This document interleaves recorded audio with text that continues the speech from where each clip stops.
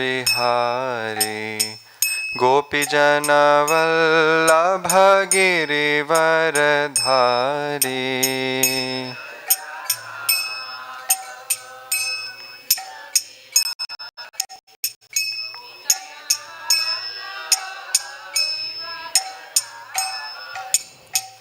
यशोदानन्दन व्रज जनरञ्जना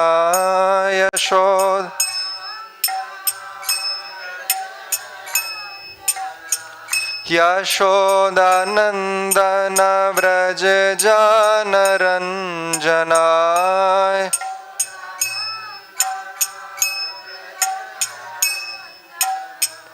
यमुनातीरवनचारी।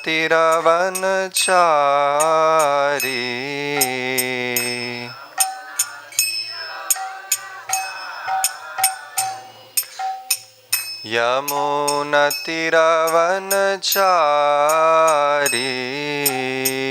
यमुना। जय राधा माधव कुंज बिहारी गोपीजनवल्लभ गिरिवरधारी।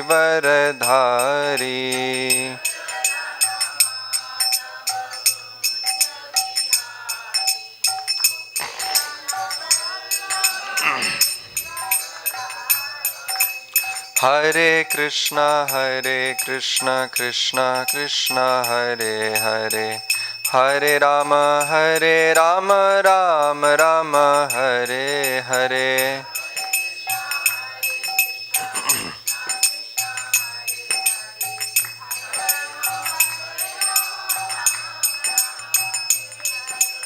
हरे कृष्ण कृष्ण कृष्ण हरे हरे, हरे राम राम राम हरे हरे।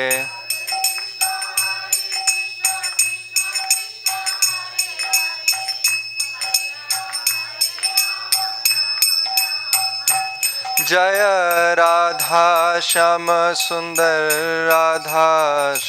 सुंदर श्री राधे।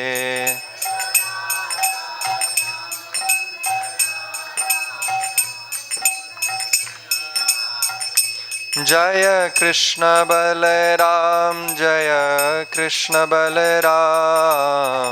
कृष्ण बलराम जय कृष्ण बलराम।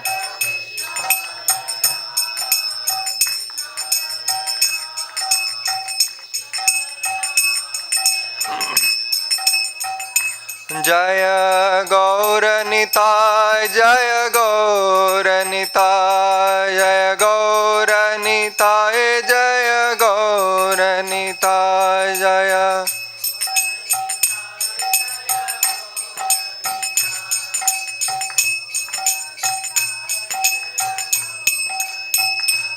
जय जय प्रभुपाद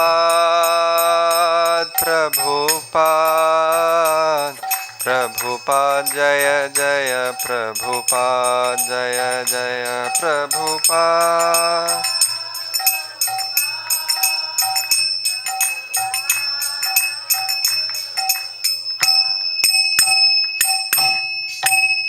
श्री हरिनाम संकीर्तन की जय। जगतगुरु श्रील प्रभुपाद की जय। निताय गौर प्रेमानंदे हरि हरि बोल।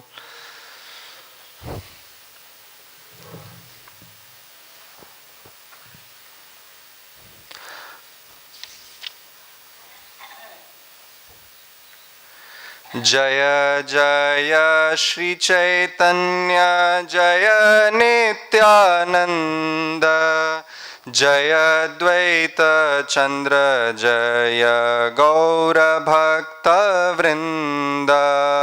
जय जय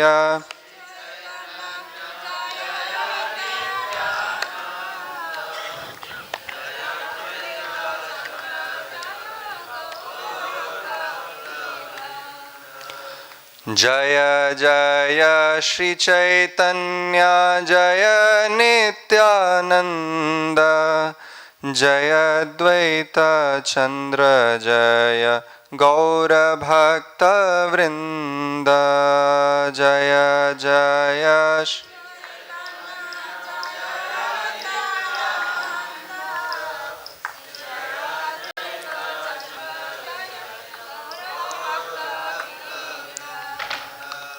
जय जय श्री चैतन्य जय नित्यानंद जय द्वैत चंद्र जय गौर भक्त वृंद जय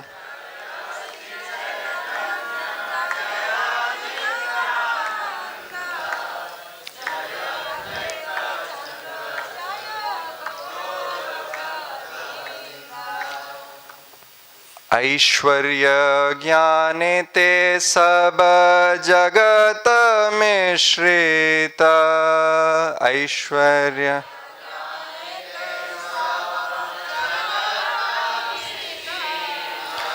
ऐश्वर्य शिथिल प्रेमे नाही मोर प्रीत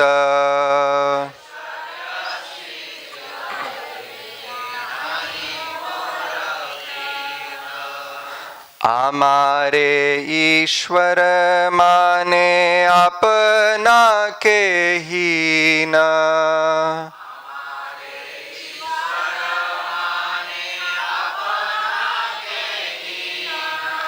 तार प्रेमे वश आमी नहई अधीन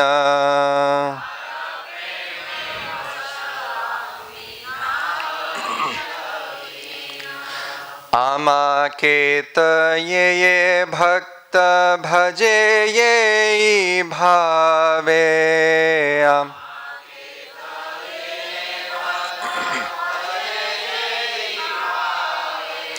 तारे से भावे भजी ए मोर स्वभावे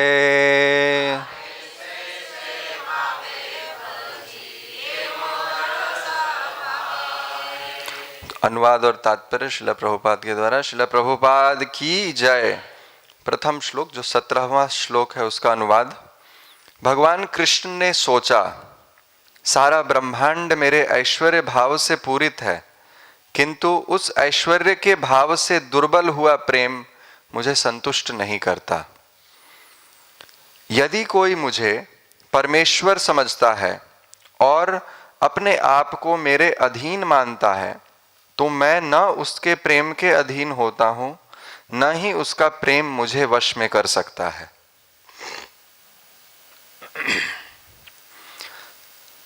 मेरा भक्त जिस भी दिव्य रस में मेरी पूजा करता है, उसी भाव में मैं उसके साथ आदान प्रदान करता हूं।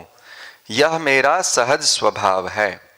तात्पर्य: भगवान अपने सहज स्वभाव के कारण भक्तों के समक्ष उनमें अंतर्निहित भक्ति के अनुसार प्रकट होते हैं। वृंदावन की लीलाओं से यह प्रदर्शित हो चुका है कि यद्यपि लोग प्रायः आदर पूर्वक भगवान को पूजते हैं, किंतु भगवान तो तब अधिक प्रसन्न होते हैं जब भक्त उन्हें अपना प्रिय पुत्र, निजी सखा या अपने प्रियतम के रूप में मानता है और ऐसे स्वाभाविक स्नेह के साथ उनकी सेवा करता है।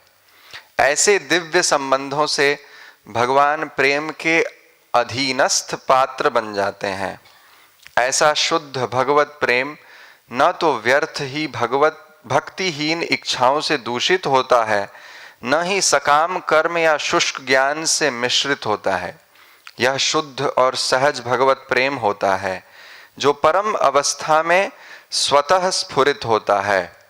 यह भक्ति ऐसे अनुकूल वातावरण में संपन्न होती है जो भौतिक स्नेह से मुक्त होता है। ओम अज्ञानतिमिरान्धस्य ज्ञानाञ्जनशलाकया चक्षुरुन्मीलितं येन तस्मै श्रीगुरवे नमः। श्रीचैतन्यमनोभीष्टं स्थापितं येन भूतले सोऽयं रूप कदा मह्यं ददाति स्वपदान्तिकम्। वन्देऽहं श्रीगुरो श्रीयुतपदकमलं श्रीगुरून् वैष्णवांश्च श्रीरूपं साग्रजातं सहगण रघुनाथान्वितं तं सजीवं साद्वैतं सावधूतं परिजनसहितं कृष्ण चैतन्यदेवं श्रीराधा कृष्णपादान् सहगण ललिता श्रीविशाखान्वितांश्च नमः ओं विष्णुपादाय कृष्णप्रेष्ठाय भूतले श्रीमते भक्तिवेदांत स्वामीति नामिने नमस्ते सारस्वते देवे गौरवाणी प्रचारिणे निर्विशेष शून्यवादी पाश्चात्य देशतारिणे नमो महावदन्याय कृष्ण प्रेम प्रदायते कृष्णाय कृष्ण चैतन्य नामने गौरत्वसे नमः। हे कृष्ण करुणा सिंधु दीनबंधु जगत्पते गोपेश गोपिका कांत राधा कांत नमोस्तुते। तप्त कांक्षन गौरांगी राधे वृंदावनेश्वरी वृषभानुसुते देवी प्रणमामि हरिप्रिये। वाञ्छाकल्पतरुभ्यश्च कृपा सिन्धुभ्य एव च पतितानां पावनेभ्यो वैष्णवेभ्यो नमो नमः। जय श्री कृष्ण चैतन्य प्रभु नित्यानंद श्री अद्वैत गदाधर श्रीवासादि गौर भक्त वृंद। हरे कृष्ण कृष्ण कृष्ण हरे हरे हरे राम राम राम हरे हरे। हरे कृष्ण।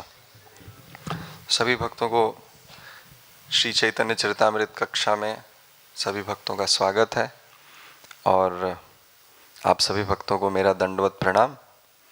आज हम श्री चैतन्य चरितामृत के आदि लीला के चौथे अध्याय से 3 प्यारों का अध्ययन कर रहे हैं। ये 3 प्यार में इसके पूर्व श्री कृष्णदास कविराज गोस्वामी ने इस अध्याय में मंगलाचरण के एक श्लोक की व्याख्या करते हुए इन सारे प्यारों को लिखा। यही क्रम है श्री चैतन्य चरितामृत का कि मंगलाचरण के श्लोकों को ही की टीका लिखते हुए श्री चैतन्य चरितामृत के आदि लीला के कई अध्याय लिखे गए हैं। तो यह भी अध्याय उसी क्रम में लिखा गया। श्री कृष्णदास कविराज गोस्वामी श्री कृष्ण के अवतार का कारण बताते हुए कहते हैं कि प्रेम रस निर्यास कोरिते आस्वादन राग मार्ग भक्ति लोके करिते प्रचारण रसिक शेखर कृष्ण परम करुण एई दुई हेतु हैते इच्छार उद्गम। श्री कृष्ण के अवतार का कारण बताते हुए कहते हैं कि 2 कारण से प्रेम रस निर्यास कोरिते आस्वादन राग मार्ग भक्ति लोके कोरिते प्रचारण। प्रेम रस का आस्वादन करने के लिए श्री कृष्ण का अवतार होता है और अपनी लीला के द्वारा श्री कृष्ण राग मार्ग भक्ति का प्रचार करने के लिए भगवान अवतरित होते हैं। क्यों राग मार्ग भक्ति का प्रचार करने के लिए भगवान का अवतार होता है, इसके संबंध में इन 3 और आगे के कई प्यारों में श्री कृष्णदास कविराज गोस्वामी समझाते हैं कि कृष्ण क्या सोचते हैं। कृष्ण सोचते हैं ऐश्वर्य ज्ञाने ते सब जगत मिश्रित ऐश्वर्य शिथिल प्रेम नाही मोर प्रीत। वास्तव में श्री कृष्ण भी प्रेम के भूखे हैं। उनको भी एक वस्तु की बहुत भूख लगी है, वह है प्रेम। और भगवान को प्रेम मिलता है जब कोई भक्त स्वाभाविक उनसे स्नेह करता है। तब भगवान सोचते हैं कि ऐश्वर्य ज्ञान से जो मिश्रित प्रेम है, जैसा कि इस प्यार में भगवान सोच रहे हैं कि ऐश्वर्य ज्ञान से जब मिश्रित होकर के कोई भक्त भगवान का सेवन पूजन करता है, भगवान को यह मान करके कि श्री कृष्ण मेरे स्वामी हैं, मैं उनका दास हूं, या शांत भाव से भगवान का भजन करता है, तो वह भजन कृष्ण को इतना प्रिय नहीं, क्योंकि उसमें प्रीति बहुत कम होती है। ऐश्वर्य ज्ञान के कारण प्रेम अत्यंत शिथिल पड़ जाता है। इसलिए यहां श्री कृष्ण ने सोच रहे हैं कि ऐश्वर्य ज्ञान से जो शिथिल प्रेम है वह मुझे इतना प्रसन्न नहीं कर सकता, क्योंकि ऐसे प्रेम में आमारे ईश्वर्य माने आपन के हीन, मुझे ईश्वर मानता है भक्त और अपने आप को हीन मानता है। तार प्रेम वश आमी नह अधीन, लेकिन ऐसे प्रेम के वश में श्री भगवान नहीं होते। लेकिन हाँ, हमारे ईश्वर माने अपना कहीन, लेकिन जब कोई भक्त भगवान को ईश्वर ना मान करके भगवान को अपना सखा, भगवान को पुत्र मानता है या भगवान को अपना प्रियतम मानता है, उस प्रेम के बस में हो जाते हैं और भगवान उसी प्रकार से उस भक्त के साथ आदान प्रदान करते हैं। इसी को व्यक्त करने के लिए श्री कृष्णदास कविराज गोस्वामी कहते हैं, आमा के तो ये भक्त भजे ये भावे, तारे से भावे भजिए मोर स्वभावे। जो भी भक्त मुझे जिस भाव से भजता है मैं भी उसको उसी भाव से भजता हूं। इसके लिए आगे श्री कृष्णदास कविराज गोस्वामी ने एक श्लोक उद्धृत किया, ये यथा माम प्रपद्यन्ते ताम तथैव भजाम्य हम। भगवान को जो जैसे भजेगा भगवान उसके साथ वैसा ही व्यवहार करते हैं, और भगवान की बहुत इच्छा है कि वो अपने भक्तों के साथ प्रेम का व्यवहार करें। प्रेम का व्यवहार तभी हो सकता है जब ऐश्वर्य ज्ञान से जो शिथिल प्रेम हो जाता है उसे हटाकर पूर्ण माधुर्य में स्थित होकर के जब भगवान का भजन किया जाए, ऐसा प्रेम भगवान को बांध लेता है। श्री रूप गोस्वामी पाद ने भक्ति रसामृत सिंधु में साधना भक्ति के 2 मार्ग बताए हैं। एक मार्ग है वैधी साधना भक्ति और दूसरा मार्ग है रागानुगा साधना भक्ति। भक्ति के 3 क्रम में भक्ति की वृद्धि होती है।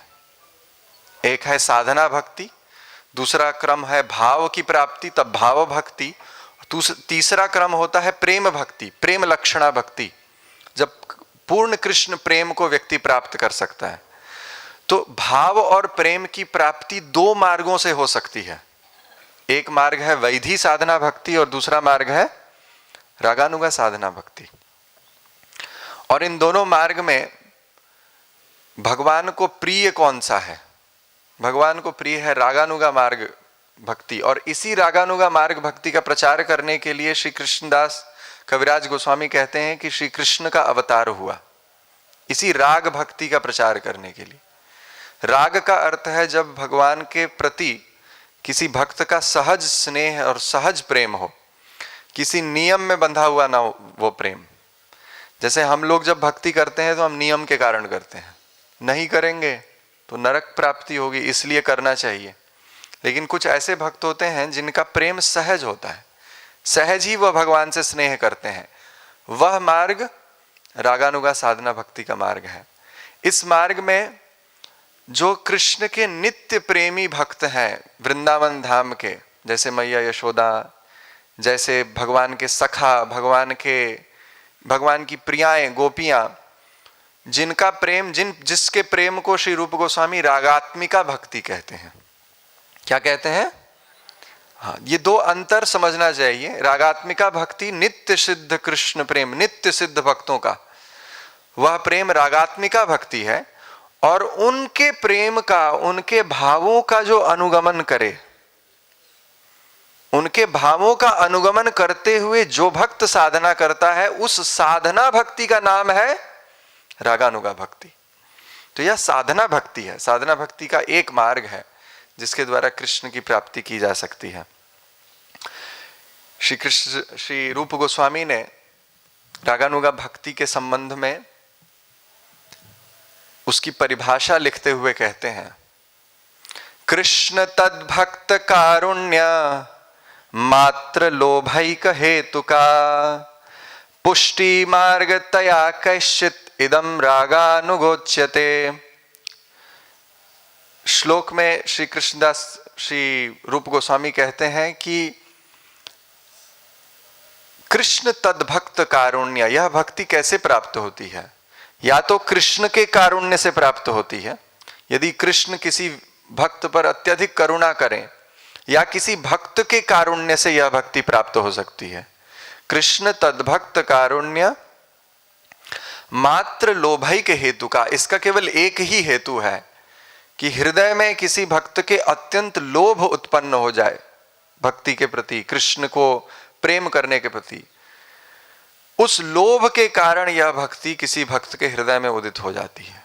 मात्र लोभैक हेतु का पुष्टि मार्ग तया कैश्चित इदम रागानुगोच्यते। इसी भक्ति को अन्य कुछ महानुभाव, श्रीपाद वल्लभाचार्य जैसे महानुभाव, इसी भक्ति को पुष्टि मार्ग भी कहते हैं। हमने पुष्टि मार्ग सुना है व्रज में विशेष रूप से। इसी भक्ति को श्री रूप गोस्वामी श्रीपाद वल्लभाचार्य का कितना आदर करते हैं, इससे समझ में आता है कि उनके द्वारा दिए गए नाम को अपने भक्ति रसामृत सिंधु ग्रंथ में उसी नाम को उद्धृत करते हुए कहते हैं कि जिसको अन्य लोग पुष्टि मार्ग कहते हैं उसी को हम यहां रागानुगा भक्ति कहते हैं। तो रागानुगा भक्ति लोभ के कारण, और किसी भक्त पर जब श्री कृष्ण का अत्यधिक, श्री कृष्ण की करुणा होती है, उनकी कृपा होती है, तब वह भक्ति प्राप्त होती है। इस रागानुगा भक्ति के अंग में क्या साधना है उसके संबंध में श्री कृष्णदास का श्री रूप गोस्वामी कहते हैं, कृष्ण स्मरण जनम चास्य, कृष्ण का स्मरण और कृष्ण के जनों का स्मरण। कृष्ण के जन जैसे मैया यशोदा का स्मरण, जैसे सखाओं का स्मरण, जैसे गोपियों का स्मरण। कृष्ण स्मरण जनम चास्य प्रेष्ठम निज समीहितम तत्तत् कथारतश्चासौ कुर्याद वासम ब्रजे सदा। श्री रूप गोस्वामी ने यह श्लोक उद्धृत किया, जिसको श्रीला प्रभुपाद ने अपने नेक्टर ऑफ इंस्ट्रक्शन उपदेशामृत के तात्पर्य में भी उद्धृत किया कि रागानुगा भक्ति का जो मार्ग है कैसे साधना की जाती है। तो कृष्ण का स्मरण करते हुए और कृष्ण के भक्तों का स्मरण करते हुए तत्तत् कथा रतश्चासौ कुर्याद वासम ब्रजे सदा, और उन कथाओं का अत्यधिक श्रवण करने से, तत्तत् कथा रतश्चासौ एक मुख्य अंग है रागानुगा भक्ति का, कि वृंदावन धाम की लीलाओं का श्रवण और वृंदावन धाम में कैसे भगवान ने अपने भक्तों के साथ, अपने जनों के साथ जो लीलाएं की, उसका श्रवण करने से यह भक्ति प्राप्त होती है।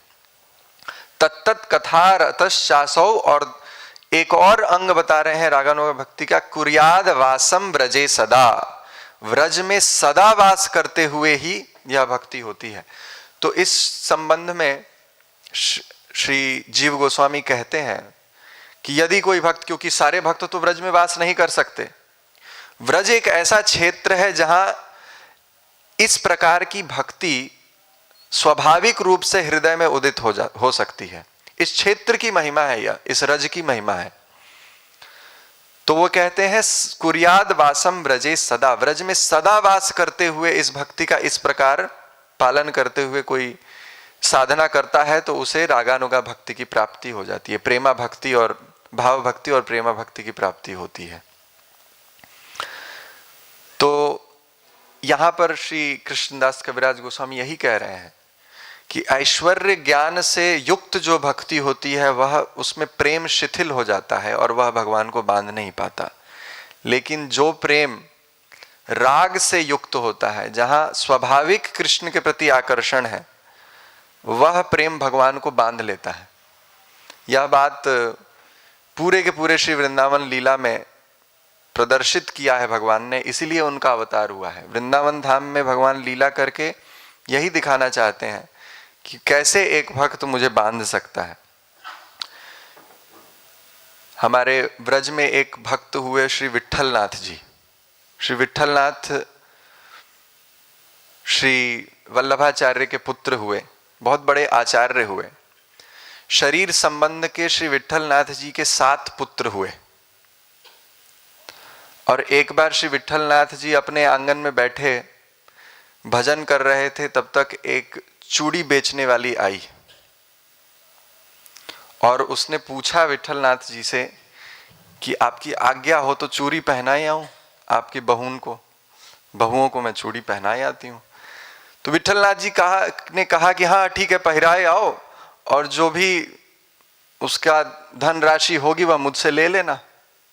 तो वो जो चूड़ी पहनाने वाली आई थी, वह गृह के अंदर प्रवेश की गई और जो 7 बहुएं थी उन सबको चूड़ी पहनाई आई, बाहर आई न्योछावर लेने के लिए, अपना न्योछावर लेने के लिए। जब बाहर आई तो विट्ठलनाथ जी ने पूछा कि कितने ने चूड़ी पहनी, कितने ने पहनी? तो वो कहती है 8 ने पहनी। विट्ठलनाथ जी बोले, चौंक उठे, बोले अरे बावरी क्या कहती है, 7 तो बहुएं हैं, 8 ने कैसे पहन ली? तो नहीं, कहती है कि नहीं नहीं सरकार, मैं झूठ नहीं बोलूं, मैं झूठ नहीं बोलती हूं, 8 ने ही पहनी है, आप जाके पता लगा लो। तो विट्ठलनाथ जी अंदर गए, सबसे पता लगाया तो उन्होंने पता लगाया कि हाँ 7 ने पहनी, सारी बहू ने पहनी। तो उन्होंने बोला कि अरे भाई, जब सारी ने पहनी, घर की जितनी स्त्रियां हैं, मेरी जितनी बहुएं हैं, उन सब ने पहनी, तो 7 ने ही ना पहनी, 8 ने कैसे पहनी? तब तक श्री विट्ठलनाथ जी के श्री विग्रह में जो श्रीमती राधा रानी विराजमान थी वो बोल उठी। वो कहीं कि अरे श्री विट्ठलनाथ जी, जब आप लाला को अपना पुत्र मानो हो तो मैं उस नाते आपकी बहू हुई कि नहीं? तो श्री विट्ठलनाथ जी तो मूर्छित होके गिरने लगे, रोने लगे कि अरे अरे तू कितनी भाग्यशाली है कि आज स्वयं श्रीमती राधा रानी के हाथ को तूने चूड़ी पहनाई, अब क्या न्योछावर तुझे चाहिए? तो यह प्रेम केवल व्रज में प्राप्त हो सकता है, जहां स्वाभाविक प्रीति है और भगवान के साथ संबंध है।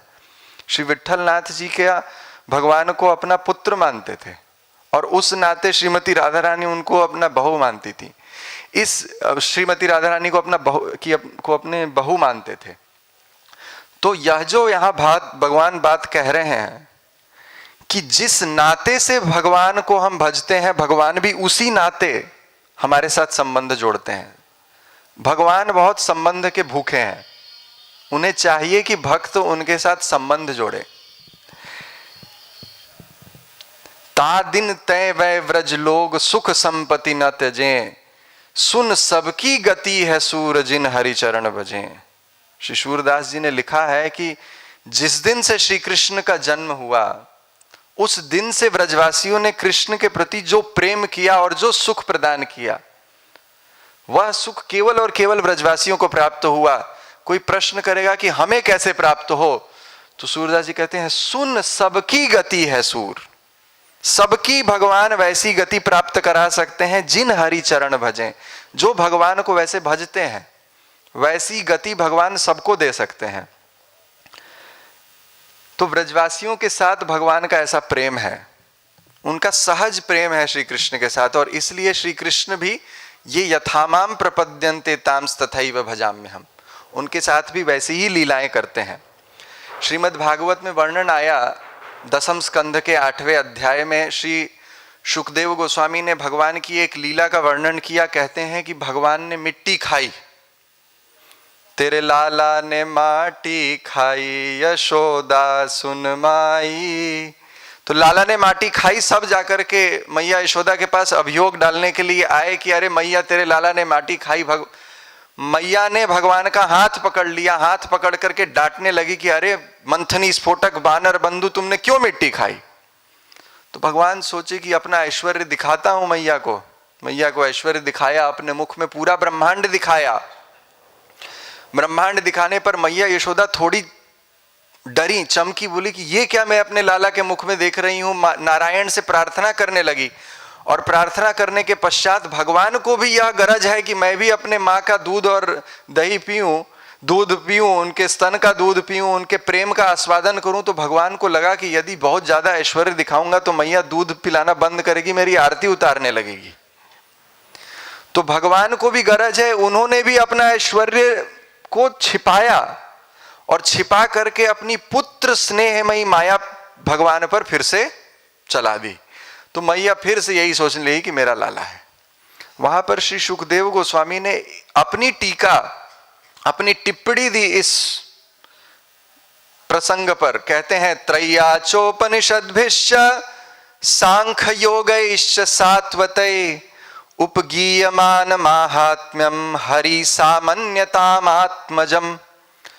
उन्होंने कहा कि देखो, भगवान को कई लोग कई प्रकार से भजते हैं। त्रय्याचोपनिषद्भिश्च सांख्य योगैश्च सात्वतै, त्रयी के द्वारा, 3 वेदों के द्वारा जिन प्रभु को, जिन भगवान को वेद मंत्रों के द्वारा, वेद की ऋचाओं के द्वारा स्तुति करके कई लोग साम वेद का गान करके उनको प्रसन्न करते हैं। त्रय्या च उपनिषद्भिश्च, उपनिषदों के द्वारा तत्व चिंतन करके तत्वम असि सर्वम खलु इदम ब्रह्म नेह नानास्ति किंचन, इस प्रकार से सत असत का विवेक करके भगवान की उपासना करने वाले कुछ लोग हैं।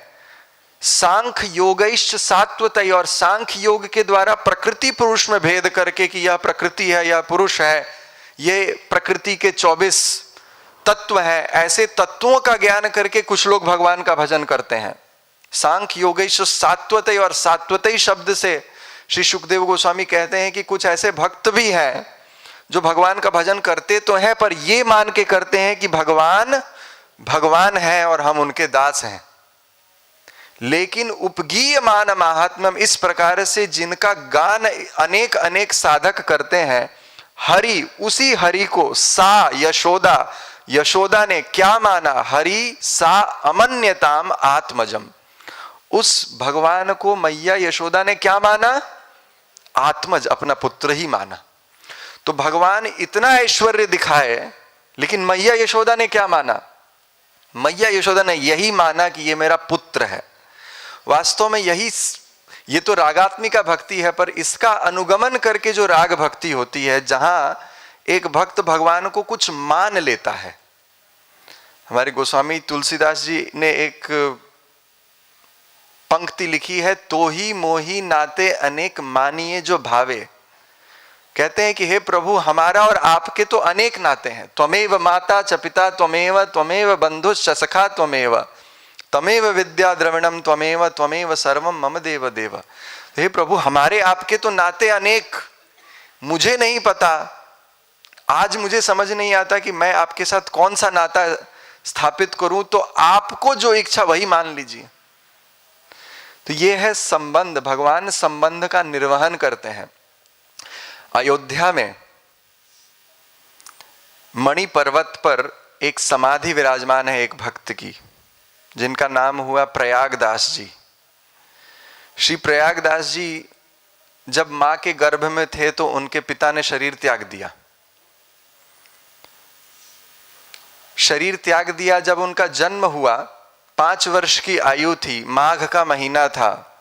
माघ के महीने में पूर्वांचल में ऐसी रीति है कि एक भाई अपनी बहन के लिए कुछ सामान, कुछ अन्न आदि लेकर के अपने घर से गिफ्ट की तरह, उपहार की भांति भेंट करने के लिए उसके ससुराल जाता है। यह रीति है। तो सब लोग जा रहे थे, उसके गांव के, श्री प्रयागदास जी के गांव के सब लोग जा रहे थे। 5 वर्ष के बालक अपनी मां से आकर के पूछते हैं कि मां, मेरी बहन कौन? तो मां ने ऐसे ही हंसते हंसते कह दिया कि अरे तेरी बहन तो थी नहीं उनकी, लेकिन उन्होंने कह दिया कि सीता जी तेरी बहन है, उनका विवाह अयोध्या में हो चुका है। तो प्रयागदास जी के मन में ये बात बैठ गई, और ये बात ऐसी बैठ गई कि प्रयागदास जी एक दिन बिना मां को बताए घर से कुछ उपहार लेकर के 6 दिन यात्रा करके अयोध्या धाम पहुंच गए। और जब अयोध्या पहुंचे तो मणि पर्वत पर एक वृक्ष के नीचे अपना करवा रखा, और रख करके एक खाट पड़ी थी, खाट पर आकर के सो गए। देखिए भगवान कितना निर्वहन करते हैं संबंध का, कि जब प्रयागदास जी आकर के वहां खाट पर लेटे हुए थे, तो भगवान रामचंद्र ने, कनक भवन में जो निवास कर रहे थे, भगवान रामचंद्र ने सीता जी से कहा कि तुम्हारे भाई आए हैं, चलो उनसे भेंट करते हैं। स्वयं भगवान रामचंद्र सीता जी के सहित उनसे मिलने के लिए आ गए। वहीं मणि पर्वत पर खाट पर लेटे हुए थे, उन्हें जगाने का प्रयास कर रहे थे लेकिन फिर भी नहीं जगे। तब भगवान रामचंद्र ने अवधी भाषा में एक गीत गा करके श्री प्रयागदास जी को जगाया। भगवान रामचंद्र कहते हैं कि नीम के नीचे खाट पड़ी है, खाट के नीचे करवा। नीम पेड़ के नीचे खाट पड़ी है और उस खाट के नीचे उनका करवा। ताहू पर मस्ती में सोवत रामचंद्र का सरवा। तो उस पर मस्ती में लेटे हुए हैं रामचंद्र जी के सार। तो ऐसे जब भगवान राम ने गाया तो उठे और भगवान का दिव्य स्वरूप उनके सामने प्रकट था। नीलाम भुज श्यामल कोमलांगम सीता समारोपित वाम भागम। वहां सीता जी भी उपस्थित थी। सीता जी ने जैसे देखा तो भगवान रामचंद्र ने पहले प्रयागदास जी को कहा कि ये आपकी बहन है, मैं उनका पति श्री राम, जिसके विषय में आपकी माँ ने बताया था, जिससे आप मिलने के लिए आए हैं। और सीता जी ने जैसे देखा तो भैया भैया कह करके पैर पर लिपट गई। 5 वर्ष के बालक थे। प्रयागदास जी ने देखा, बहन को देख करके उन्हें गले लगाया, बहुत प्रसन्न हुए, जो भी उपहार ले आए थे दिया। लेकिन फिर श्री रामचंद्र जी को गाली देना प्रारंभ किए। कहने लगे कि अरे मेरे पिता ने कैसे इस गरीब घर में शादी कर दी मेरी बहन की। लगता है ये मेरा जो साला है, इसने सारे गहने बेच करके मेरी बहन को बिना गहने के ले आया है। तब सीता जी ने कहा कि नहीं नहीं भैया, ऐसी बात नहीं है, हम लोग जल्दी जल्दी में कनक भवन से निकले थे, इसलिए मैंने गहने लगाने भूल गए। तो भगवान ऐसे संबंध का निर्वाह करते हैं। हम जब भगवान के साथ कोई संबंध बनाते हैं, भगवान भी उसी अनुरूप उस भक्त के साथ व्यवहार करते हैं। ये यथामाम प्रपद्यन्ते ताम तथैव भजाम्यहम्। इसी को व्याख्या कर रहे हैं यहाँ श्री कृष्णदास कविराज गोस्वामी। आमा केते ये भावे भजे ये भावे। आमा के ये भक्त भजे ये भावे। जिस भाव से भगवान का भजन करेंगे उसी भाव से भगवान आदान प्रदान करते हैं। हमारे व्रज में एक भक्त हुए जिनका नाम हुआ माधव दास। माधव दास जी भगवान को अपना मित्र मानते थे, सखा संबंध था माधव दास जी का। इस व्रज में निवास करते थे और यहीं बैठकर, किसी कुंज में बैठकर राधा कृष्ण नित्य भगवान का नाम जप किया करते थे। और जब भूख लगती थी श्री माधव दास जी को, तो भूख जब लगे तो कुंज में से निकल करके कहीं बाहर जाते और जहां भक्त संतों का प्रसाद होता था, उस संतों के प्रसाद के थाल में से, पत्तल में से जो जूठन होती थी, उस जूठन प्रसाद को इकट्ठा करके ले आते अपने कुंज में। और उसी जूठन प्रसाद से, अद्भुत स्वभाव था, उस जूठन प्रसाद को ही भगवान को भोग लगाते और फिर ग्रहण करते थे। देखिए, राग जिसमें होता है उसके लिए नियम नहीं होते वेद शास्त्रों के। तो उसी जूठन से भगवान को भोग लगाया करते थे।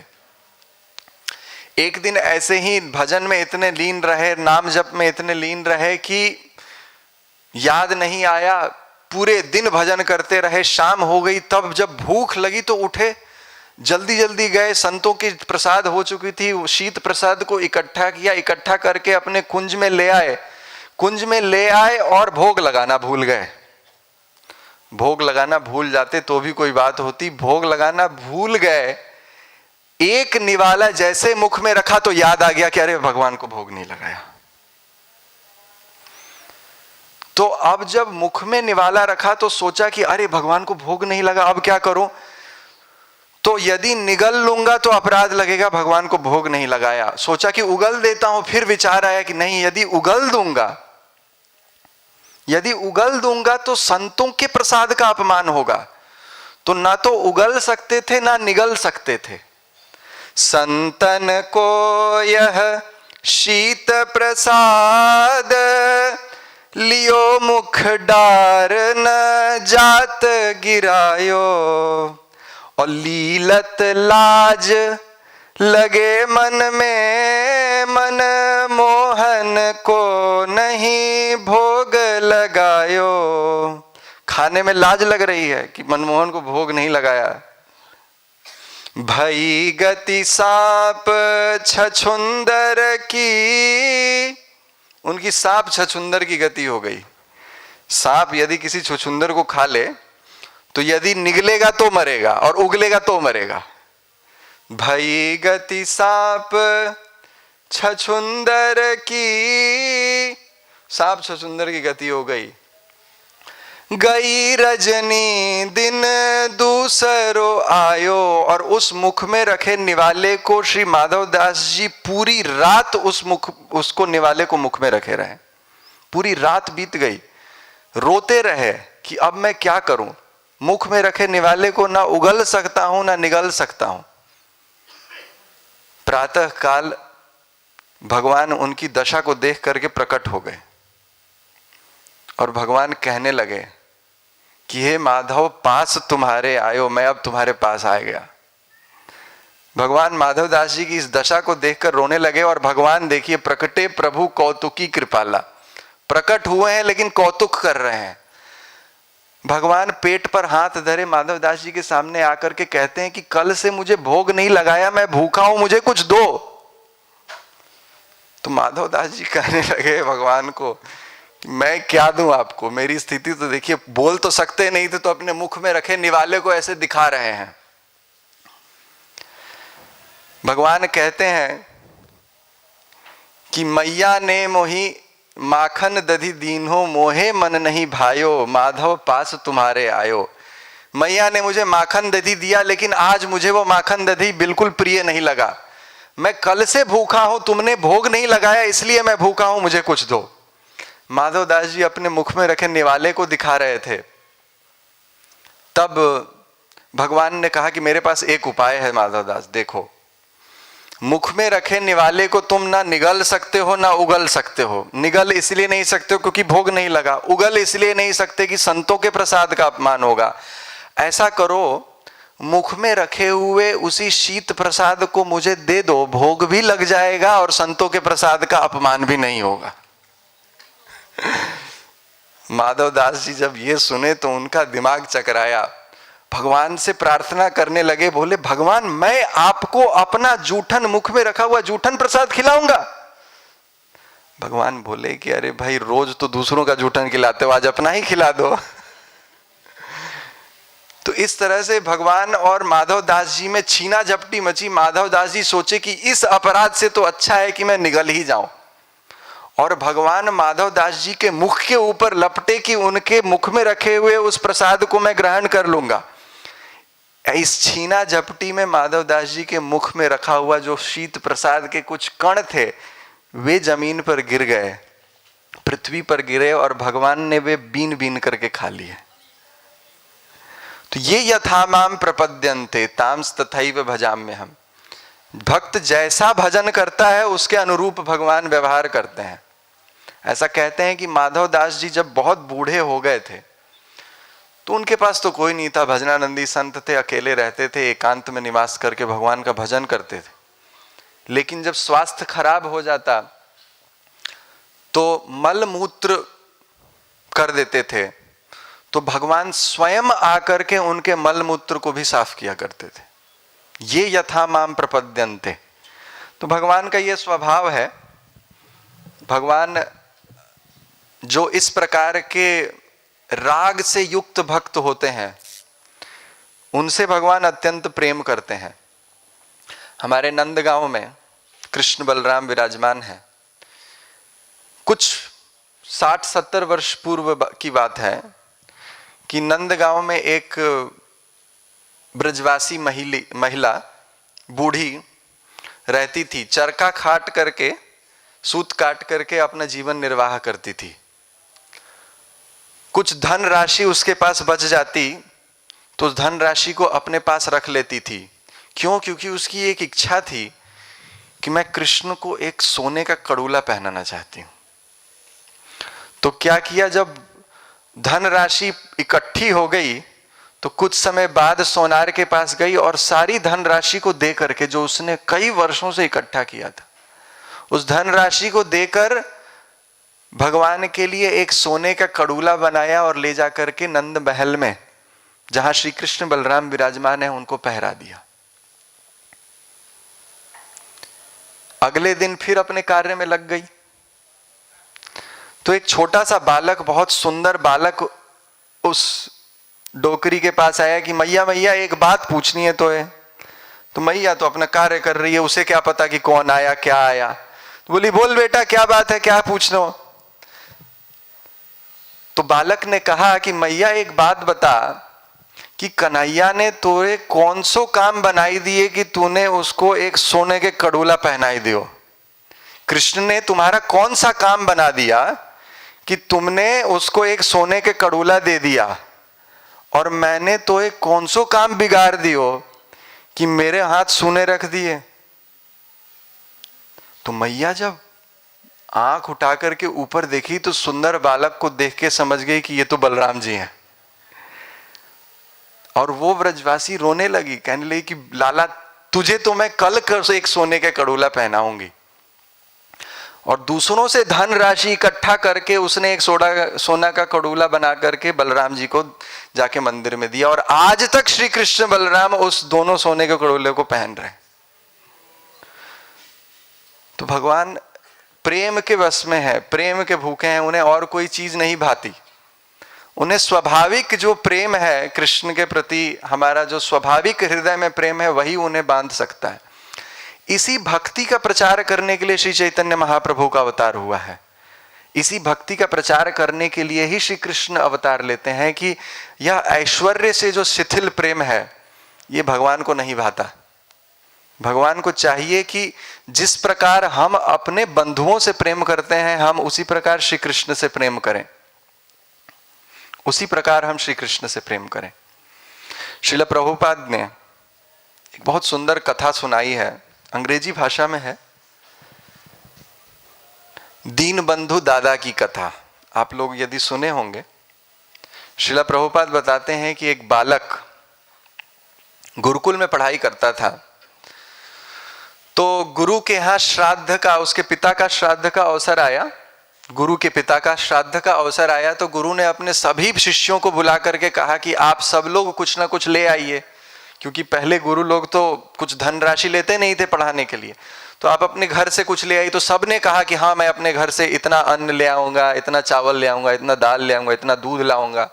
तो सब ने कुछ कहा। इस बालक से जब गुरु ने पूछा कि तुम क्या ले आओगे, तो उसने कहा कि मेरे घर में तो कुछ है नहीं, मैं मैया से पूछ के बताता हूं। घर गया, मां से पूछा कि मां मैं क्या दूं, तो उसके घर में खाने पीने के लाले पड़े थे, घर में खाने पीने के लिए अन्न भी नहीं था। मां क्या कहे, मां सोचने लगी, मां कही कि बेटा देख हमारे पास तो कुछ नहीं है।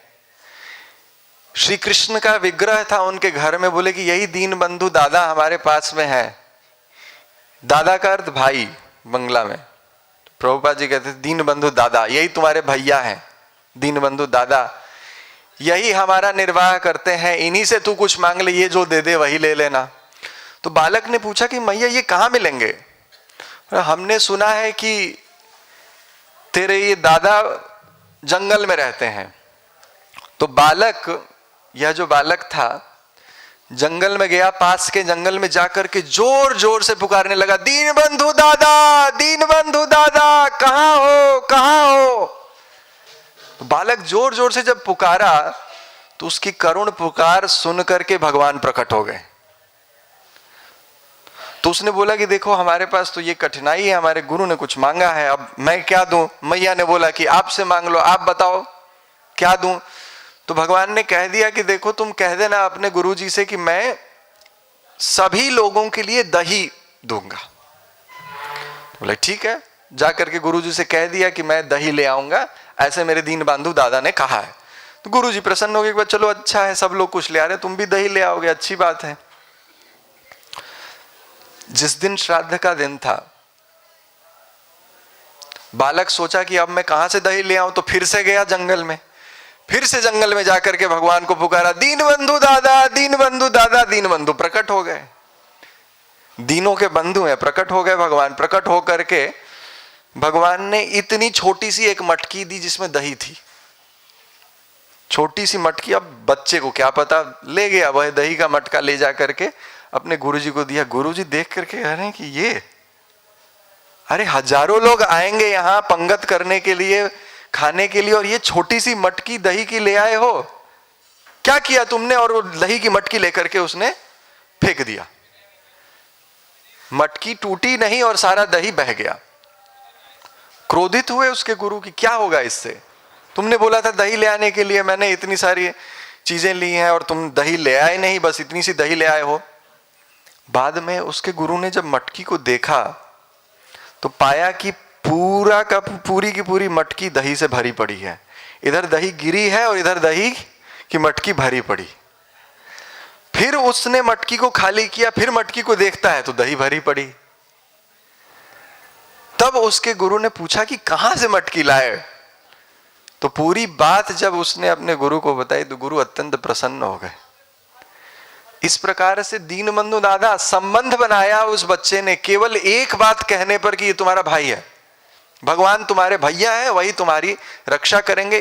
बस एक बात मान लेना कि भगवान हमारे हैं, ये है, इस मान लेने मात्र से ही भगवान उस संबंध का निर्वहन करते हैं।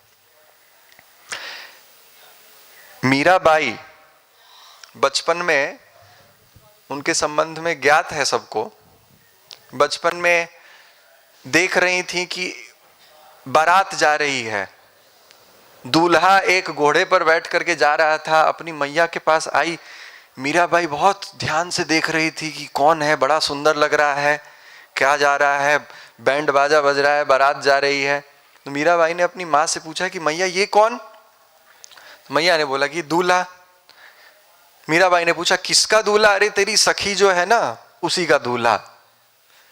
मीराबाई छोटी थी, माँ से जब पूछा तो माँ से यह भी पूछ बैठी कि माँ मेरा दूल्हा कहाँ है? तो माँ ने बस कह दिया कि तेरा दूल्हा तो ये श्याम सुंदर श्री कृष्ण यहां जो विराजमान है, यही तेरे दूल्हे। इतनी बात को मीराबाई ने बस मान लिया कि श्री कृष्ण हमारे पति हैं। और इस बात को मान करके जब उनका विवाह करने का समय आया तो माँ ने पूछा कि मीरा तेरे विवाह की सोच रहे हैं, ये राजा हैं, इनसे तुम्हारा विवाह कराना है। मीरा अचंभित हो गई। मीरा कहने लगी कि माँ हमारी सनातन संस्कृति में किसी स्त्री का 2 बार विवाह होता है क्या? माँ बोली कि तेरा विवाह कहाँ हुआ है कि तू कह रही है कि तेरा 2 बार विवाह होने वाला है? तो फिर मीराबाई ने कहा कि माँ आपने ही तो बताया था कि मेरे दूल्हे तो श्याम सुंदर है, तो मैं किसी और से क्यों विवाहित होंगी? बोला कि अरे बेटा मैंने तो बचपन में तुझे ऐसे ही बता दिया था। लेकिन मीराबाई ने इस बात को मान लिया था और अपने पद में मीराबाई ने लिखा है कि स्वयं भगवान श्री कृष्ण स्वप्न में आकर के उनसे विवाहित हुए, उनसे विवाह किया था। तो इस बात को, इस संबंध को मीराबाई ने बस मान लिया कि कृष्ण हमारे पति हैं।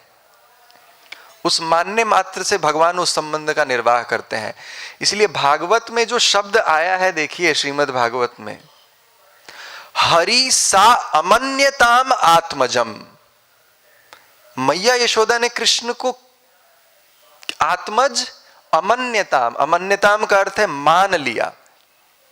कृष्ण भगवान है, चाहे जितना ऐश्वर्य दिखाए, बस ये मान लेना कि श्री कृष्ण हमारे हैं, हमारे सखा हैं, हमारे बंधु हैं, हमारे मित्र हैं, हमारे प्रियतम हैं। बस एक भाव में कोई मान ले, भगवान उसके अधीन हो जाते हैं।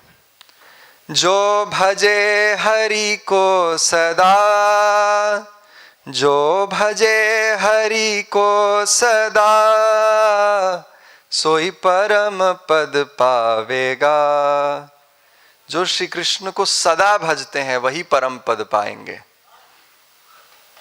देह के माला तिलक और छाप नहीं किसी काम के। एक भक्त लिखते हैं कि ये देह के माला तिलक और ये जो छाप हम लगाते हैं, ये सब किसी काम के नहीं, किसी भी काम के नहीं। देह के माला तिलक और छाप नहीं किसी काम के, प्रेम भक्ति के बिना, प्रेम भक्ति के बिना नहीं नाथ के मन भावेगा, सोई परम पद पावेगा।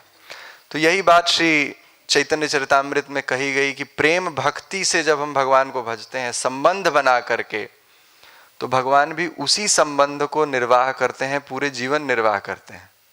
और हमारी भक्ति का लक्ष्य यही है, जो भी हम साधना करते हैं, कि हम भी श्री कृष्ण को कुछ मान लें, आज नहीं तो कल। इस साधना का लक्ष्य यही है। जप करते हैं, तिलक लगाते हैं, वैष्णव वस्त्र धारण करते हैं, भगवान के श्री विग्रह का सेवन पूजन करते हैं, इन सब का लक्ष्य बस एकमात्र यही है कि हम भी भगवान श्री कृष्ण को अपना कुछ मान करके उनका भजन करें। ऐसे मान करके जब भजन करेंगे तो श्री कृष्ण उस प्रेम के अधीन हो जाएंगे। श्री चैतन्य चरितामृत की जय, श्री कृष्णदास कविराज गोस्वामी पाद की जय, श्री चैतन्य महाप्रभु की जय, निताय गौर प्रेमानंदे हरि।